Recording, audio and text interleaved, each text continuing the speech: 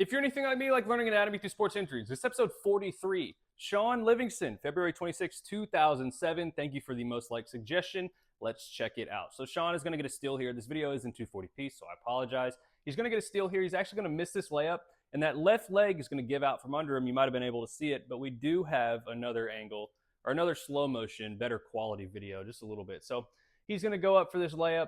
His leg's going to go towards the baseline, and it bends at about 90 degrees, and it's not supposed to do that, especially like in the frontal plane. So his legs are a little bit too far apart here. His body's going towards the baseline. His foot plants, and that knee dislocates, and that's a 90-degree angle just about at the knee. And then to make it worse, he rolls over it as he goes down to the ground. So what is involved here?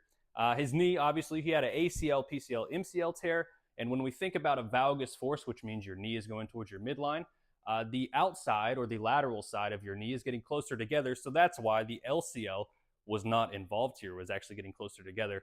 The MCL, the medial side of his knee going into valgus, was separating, and that's why we see an MCL. He also dislocated his patella, which makes sense.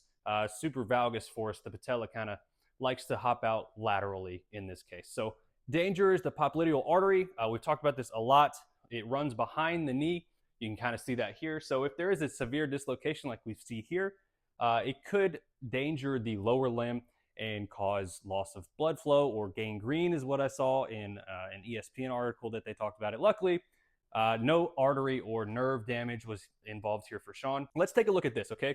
As you can see, these big old knots, I think, are the femoral condyles. So let's look at the condyles here. Medial and lateral condyles, you kind of see they kind of poke out and they articulate with the tibia. So let's superimpose it over here, and you can kind of see it makes sense, and that's what we see, and that is really indicative of a dislocation. So intervention here, a long one today, stick with me.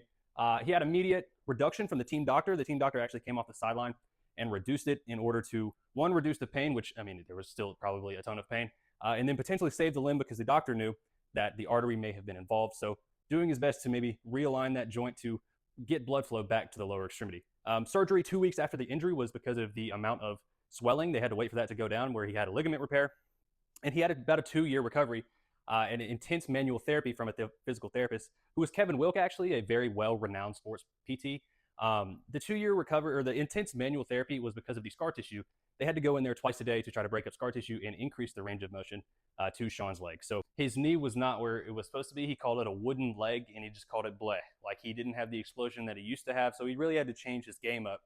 He retired after a 5-year career with the Golden State Warriors, playing alongside Stephen Curry. But that is mid-range god Shaun Livingston.